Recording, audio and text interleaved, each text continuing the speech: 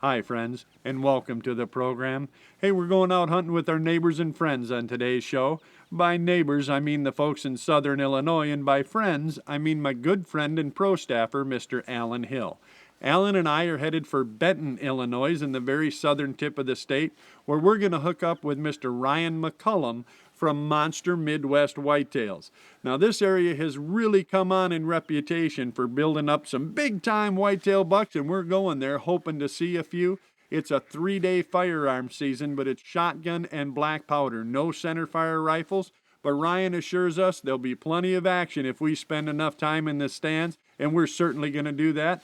Our plan was really quite simple. We were going to go down the night before, sort of get a lay of the land, and then, because I drew the short straw, Alan was going to hunt first, I was going to video him, and then after Alan tagged out, I'd get a chance to try and film mine. Hey, I'm your host, Kyle Randall. This is my Wilderness Journal, and we're headed out after Monster Midwest Whitetails right now. The first morning came off rainy and warm. We were just sitting there when Al leaned forward and noticed a deer all the way out across the cut bean field, at least 400 yards away.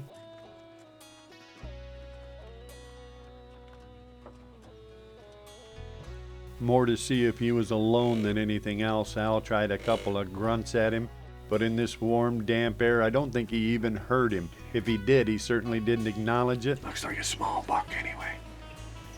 They ain't got much antlers that I can tell. Yeah, he's just a small buck. We sat there watching him trail along the far edge of the woodline. We did spot another deer, what I presumed was a doe out in front of him. I can't shoot that far. Well, I don't have a pin on my bow for that distance. Even that loud bow won't shoot that far. There's another deer in front of us, definitely a doe. I just saw her head over the hill. She looked this way for a minute.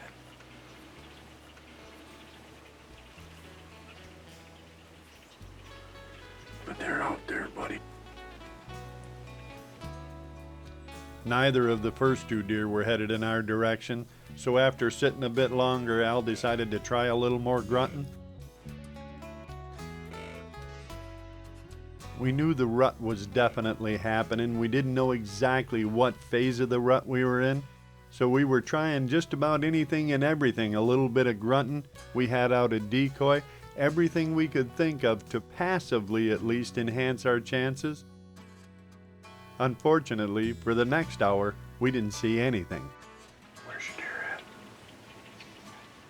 No idea. What do you mean? You didn't come all the way down here. You didn't know where the deer were. And then a half hour later, just as I was giving Al the gears for not seeing any deer, I saw him look over and his eyes got big. There was a buck right outside our blind. He was working his way in, actually looking at our decoy, I think, and he'd snuck up through the brush right next to us. Bark. He heard or saw us as we turned around in the blind and trotted off a bit. I did manage to stop him with a grunt. Bark. But unfortunately, he definitely wasn't a shooter. What's wrong with that one? Not quite big enough. What? Oh, another trophy hunter. Great. You can explain that to Tina. Okay. It was nice to see a buck up close, but if I was going to get Al to pull the trigger on one, it was going to have to be a little bit more of a buck than that one. And to tell the truth, I didn't hold out much hope we would see one. It was just too wet and too warm that first day. When was the last time you heard frogs on a deer hunt? Think maybe it's a little warm? Right out her window. He is too. We sat out the rest of that morning, listening to the frogs, but we never did see another deer. It was time for lunch. At well over 60 degrees with on and off rain showers, it was no real surprise we hadn't seen many deer that first morning. Ryan suggested, however, we changed locations. He took us out for the afternoon and put us in a couple of ladder stands overlooking some cut corn and winter wheat fields. He had seen plenty of doe activity in this area in the past few weeks, and we reasoned that if there were does here, with the rut really starting to kick up, sooner or later a big old buck had come along and check 'em out. At least that was the plan. There you are, up in the tree. There I am.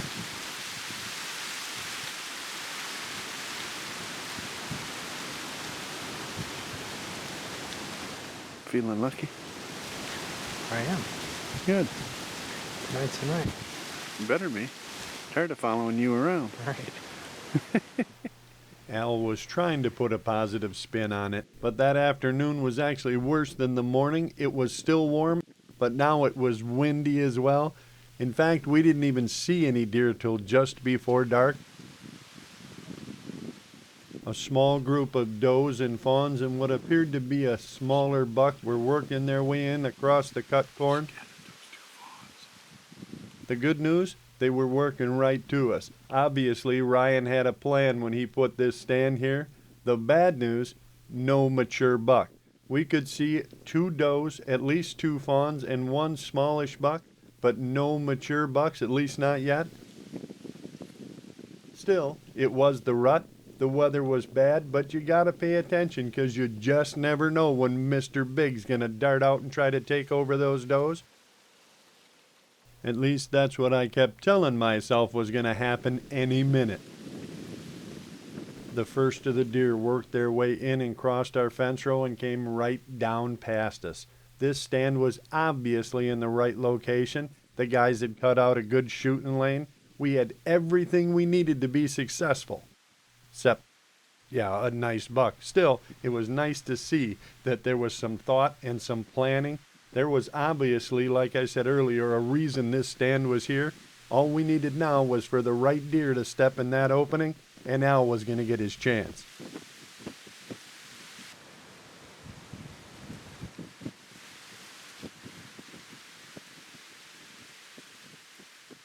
That first doe got a little spooky. I don't know if she saw something or heard something, maybe caught a whiff of us, but she was obviously getting nervous.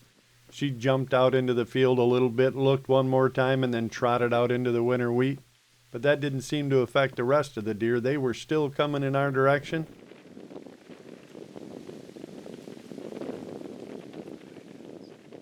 Just before the end of legal shooting time, we did see another group of deer crossing our fence row and working their way in.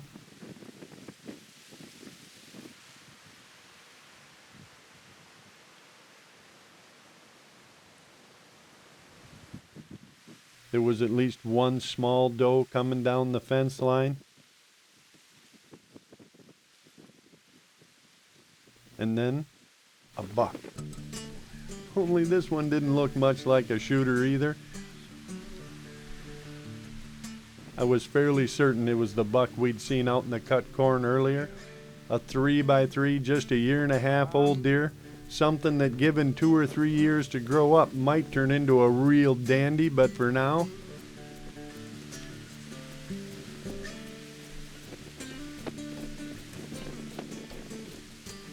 well, I tried to talk Al into taking him, but he wasn't having it. Yeah, trophy hunter. The afternoon, like the morning, passed pretty slow. It was still way too warm and windy without many mature deer moving around. We saw that 1 small buck, but yeah, Alan wasn't having none of that, so we were going to wait for tomorrow. We did get some good news from Ryan when we got in that night, though. He told us the weather guessers were forecasting 40-degree drop in temperature.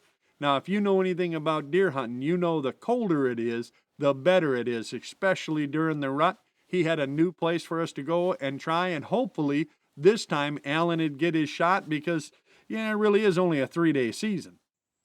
The following day dawned cold and clear, and by first light we were already looking at critters. A doe and fawn being pushed by a small buck worked their way out and across the bean field just north of our stand. Al got turned around just in case there might be another buck on the same doe.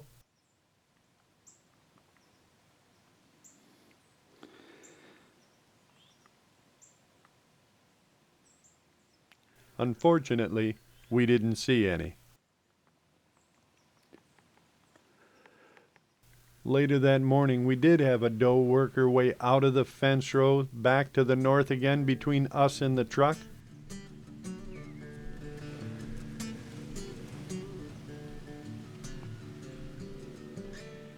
We watched for some minutes, expecting something to be following her, only she just stood there. She didn't move, she didn't wander off, she didn't run off. She sniffed around a little bit, acted as if she was going to eat, but mostly she just kind of wandered around in a little circle. She went up on the hill, took a look at my truck. That didn't seem to bother her. She was there for a good 15 minutes just standing around looking before she finally started easing out across the bean field.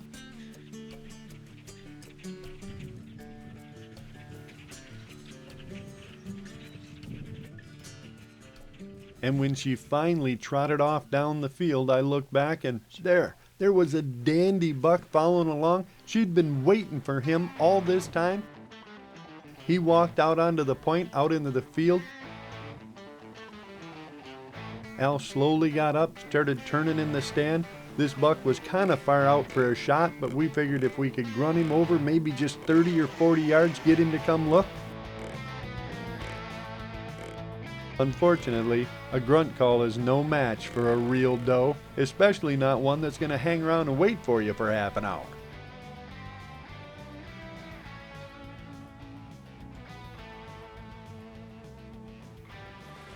We kept at it. We really only needed him to come another 30 or 40 yards, but apparently a doe on the hoof is much preferable to a buck in the bush, at least to this deer. We sat there and watched as they did their little dance. He'd move, then she'd move, and then finally they took off out across the bean field chasing. It was great to see a mature buck. Now all we needed to do was see one a little closer.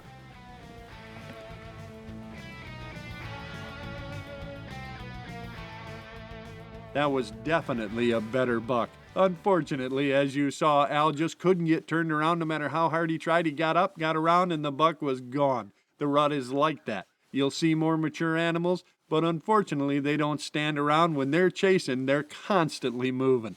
Still, at least we were seeing more mature deer, and maybe that one had come back by, or who knows, another one might come along at any minute. That is the way the rut is.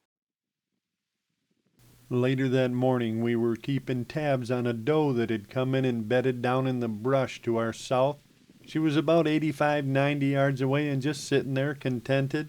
We kept watching over there because, like I said, it is the rut. And then just before 10 o'clock, Al looked back over there and whispered, "There's a buck." Al got the rifle up and on him and then tracked him down through the trees and then he passed. This was a nice young buck, but he wasn't the deer we were looking for. That was certainly a decent young buck. In a lot of places, he'd have been a shooter. But in this place, yeah, he just needed another year or two to be a real monster, and I certainly couldn't blame Al for passing him. I'd have done the same thing. Unfortunately, that was the last deer we saw that morning. We'd just have to wait for the afternoon in hopes that we'd get one more chance, because, sooner or later, I really did want to hunt. That afternoon, we went back to the same stand. Al put out my tail wagger decoy in hopes that we could entice a buck up out of the brush, give him a clear shot. Now, if you haven't seen one, a tail wagger is like the rear end of a deer with a little tail on it, and it's a great tool, especially during the rut. Only I have to caution you, you don't want to sit directly behind it. You never know when somebody might take a shot at one, so you want to be up in the air away from it when you use it. And we were sitting there just kind of watching it flick back and forth, looking down into the brush when we thought we saw a deer move. Yes. A gorgeous buck was working his way up along the creek.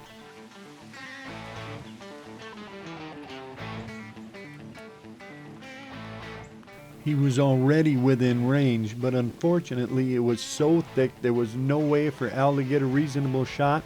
If this buck kept going, he would walk right by us and Al would never get a chance. All we could do was sit there and watch and hope.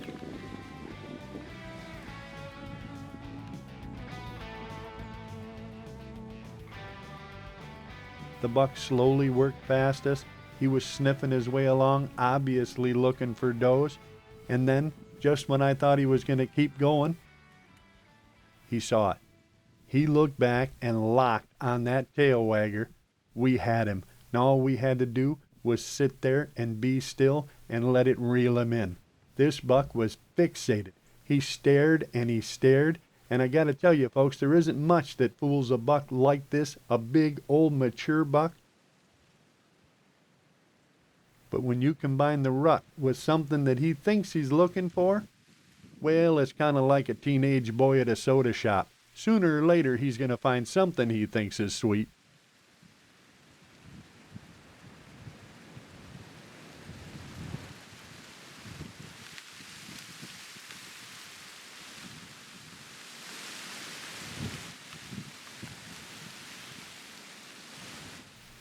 He finally made it all the way out into the edge of the field, up out of the brush. Al still had a couple of tree limbs to feather it through, but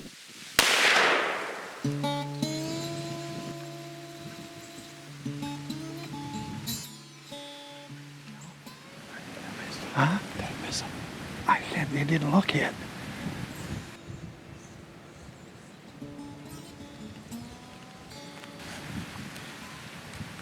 How'd it feel?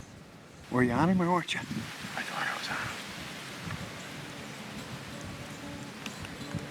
Well, I'll tell you what. I seen him run. His tail was down. Huh? His tail was down, but he didn't jump. I didn't see no kick or nothing. I hadn't seen anything that suggested that buck had been hit. Still, you have to get down, you have to go check. I've followed up on more than a few deer that somebody shot at, including myself, that I thought we'd missed, only to find out we actually had been successful. You always want to follow up your shot. You always have to check, not only because it's the responsible thing to do, but could you imagine cheating yourself out of a buck like that because you didn't bother to go look?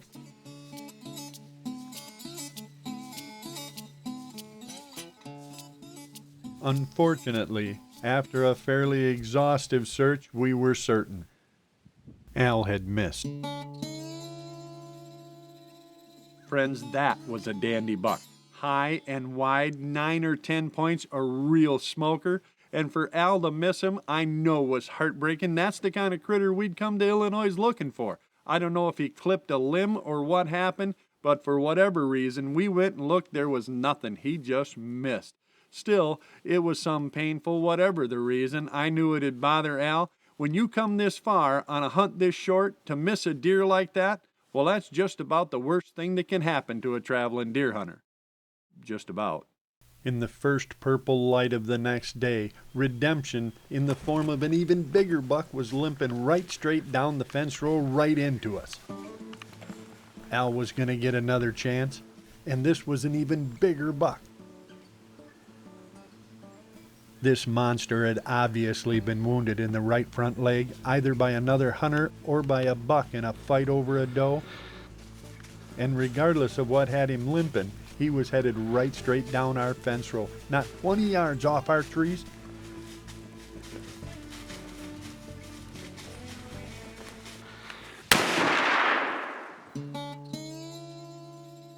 My friends, don't judge Alan Hill too harshly nor too quickly.